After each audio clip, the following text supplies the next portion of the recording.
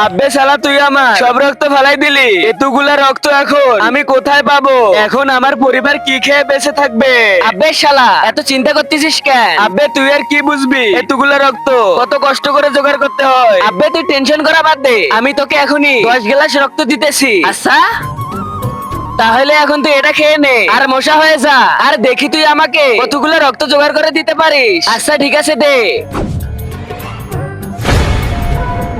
এখন চল।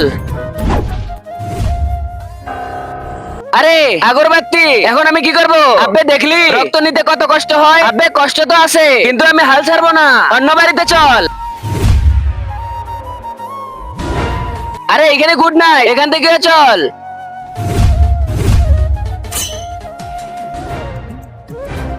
আরে এইখানে দেখ কোনো কিছু নাই, এইখান থেকে রক্ত নিয়ে আয়। আচ্ছা ঠিক আছে আমি নিয়ে আসতেছি।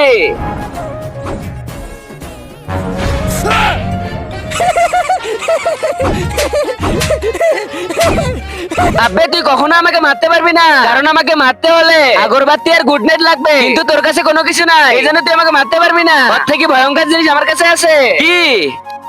কিন্তু তার আগে যে ভিডিওতে লাইক দিয়ে চ্যানেলটাকে সাবস্ক্রাইব করবে, তার মা বাবা যেন অনেক দিন বেঁচে থাকে, যে কমেন্ট করবে আই লাভ ইউ মা বাবা, তার যেন মনের আশা পূরণ হয়ে যায়, আমিন। তাহলে এই দেখ,